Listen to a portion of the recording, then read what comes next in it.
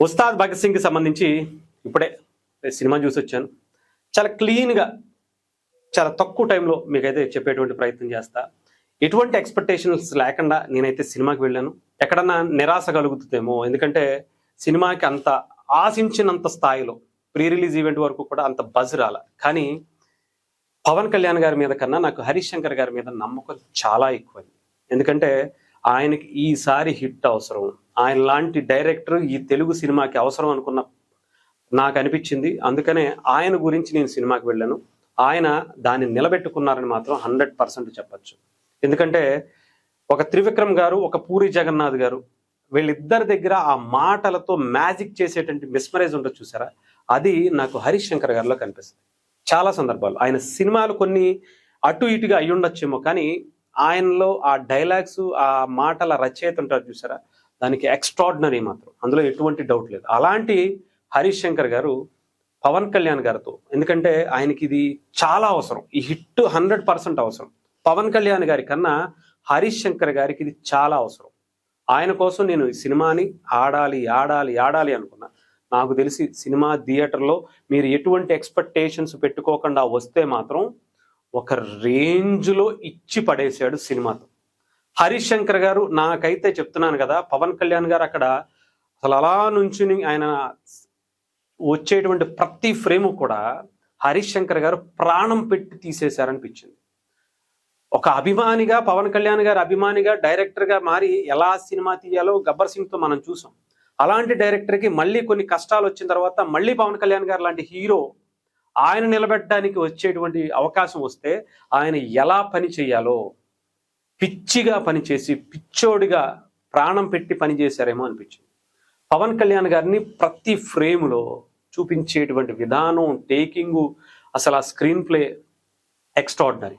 First half అంతా కూడా పవన్ కళ్యాణ్ గారు ఒక అనాథగా స్టార్ట్ అయినటువంటి ఆయన, అడవిలో స్టార్ట్ అయినటువంటి ఆయన జర్నీ ఒక ఐపీఎస్గా మారుతారు. అసలు ఫస్ట్ హాఫ్ అంతా కూడా దానికి సంబంధించినటువంటి సీన్సే ఉంటాయి. ఒక రేంజ్లో ఫన్ ఉంటుంది. అసలు రాశి ఖన్నా గారికి సంబంధించినటువంటి ఆ ఎంట్రీ తర్వాత మొత్తం అంతా కూడా పవన్ కళ్యాణ్ గారు అసలు వన్ మ్యాన్ షోగా అసలు ఒక రేంజ్లో ఫన్ ఇచ్చారంటే నమ్మండి. ఇక ఇంటర్వెల్ దగ్గరికి వచ్చేటప్పటికి ఇంటర్వెల్ బ్లాంగ్ ఉంటుంది చూసారా, మెంటల్ ఎక్కిపోయేటువంటి ట్విస్ట్ అయితే ఇచ్చారు. ఎందుకంటే డైరెక్టర్ పనితనం ఇక్కడే కనిపిస్తుంది. ఎప్పుడైనా సరే ఎదటి వాళ్ళు స్టోరీ ఇదిగో నెక్స్ట్ సీన్ ఇలాగే ఉంటుందేమో అని మనం ఊహించేసుకుంటే అదే కనుక వస్తే ఆ డైరెక్టర్ ఫెయిల్ అని మనం అంటాం. కానీ ఎవరు ఎన్నైనా ఊహించుకోవచ్చు.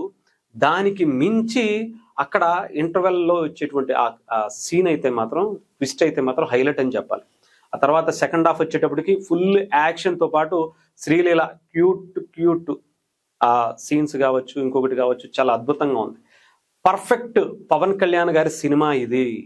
పవన్ కళ్యాణ్ గారి అభిమానుల కోసం ఒక పిచ్చెక్కిపోయిన ఒక అభిమాని తీసినటువంటి సినిమా ఇది. అంత అద్భుతంగా పవన్ కళ్యాణ్ గారిని చూపించారు. సినిమాలో స్టోరీ కూడా చాలా అద్భుతంగా అనిపించింది, చాలా బాగా రాశారు కూడా. అటు రాజకీయాలు, అలాగే ఒక పోలీస్ ఆఫీసరు, తర్వాత ఒక రౌడీకి మధ్య జరిగేటువంటి ఒక సంఘర్షణ, క్లైమాక్స్కి వచ్చేటప్పటికి ప్రతి భారతీయుడి గుండె ఇప్పుడు ఏవైతే సిచ్యువేషన్స్ జరుగుతున్నాయో వాటన్నిటికీ ముడిపెడుతూ ఆయన చెప్పేటువంటి ప్రతి డైలాగు ఎక్స్ట్రాడినరీ అని చెప్పాలి. అందులో ఎటువంటి డౌట్ లేదు. అసలు హరీష్ శంకర్ గారు అయితే ఇప్పటి వరకు ఆ గబ్బర్ సింగ్కి సంబంధించినటువంటి డైలాగులే మనం రిపీట్ చేసుకుంటూ వాడుతూనే ఉన్నాం. ఇక నుంచి అవన్నీ వదిలేండి. ఉస్తాద్ భగత్ సింగ్ వచ్చాడు, టన్నుల కొద్దీ డైలాగులు ఇచ్చాడు, ఒక రేంజ్లో మనం వాడుకోవటానికి మనకి వాడకంలోకి తీసుకొచ్చాడని మాత్రం చెప్పచ్చు. నిజంగా చెప్తున్నాను కదా, పవన్ కళ్యాణ్ గారి నుంచి నోటి నుంచి వచ్చేటువంటి ప్రతి డైలాగు కూడా ఒక రేంజ్లో ఉన్నాయి. అసలు ఈ భారతదేశం గురించి ఆయన చెప్పేటువంటి విధానం కూడా చూస్తుంటే మెంటల్ ఎక్కిపోయిందని చెప్పాలి. ఏదేమైనా సరే చెప్తున్నాను కదా, ఇది కంప్లీట్ పవన్ కళ్యాణ్ గారి సినిమా. హరీష్ శంకర్ అనేటువంటి ఒక పవన్ కళ్యాణ్ గారి అభిమాని, పవన్ కళ్యాణ్ గారి అభిమానులు ఎలా చూడాలో, ఎలా పవన్ కళ్యాణ్ గారు కావాలో అలా మనకి చూపించాడు. ఓజీలో సుజిత్, హరీష్ శంకర్ గారు, ఉస్తాద్ ఇద్దరూ కూడా అభిమానులుగా మారితే ఆ వైబ్ ఎలా ఉంటుందో మనం ప్రత్యేకించి చెప్పాల్సిన అవసరం. సో హ్యాపీ అనిపించింది నాకైతే.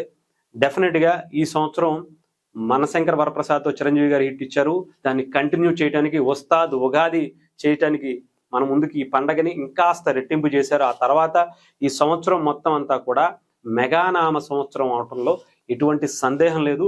ఇది రెండో అడుగుగా మెగా ఫ్యామిలీకి సంబంధించినటువంటి హీరోలు ఆ పరంపరను కొనసాగిస్తున్నటువంటి పరిస్థితి అయితే కనిపించింది. సో హ్యాపీగా అనిపించింది. నిజంగా చెప్తున్నాను కదా, కొన్ని సాంగ్స్ ఉంటాయి, వింటేజ్ లుక్స్, వింటేజ్ సాంగ్స్, అసలు పిచ్చెక్కిపోద్ది అంతే. అసలు ఆ సాంగ్స్ వచ్చినప్పుడు ఒక వైబ్ వస్తూ ఉంటుంది చూసారా. ఇళయరాజా గారి సాంగ్స్ కావచ్చు, చాలా ఉన్నాయి, చాలా ట్విస్ట్లు ఉంటాయి, చాలా బాగుంది సినిమా అంతా కూడా. అవుట్ అండ్ అవుట్గా చాలా హ్యాపీగా సకుటుంబ సపరివార సమేతంగా మీరు పిల్లలతో, పెద్దవాళ్లతో, ముసలి వాళ్ళతో అందరూ వెళ్ళి హ్యాపీగా కనుల విందు పండుగ చేసుకుని రావచ్చు.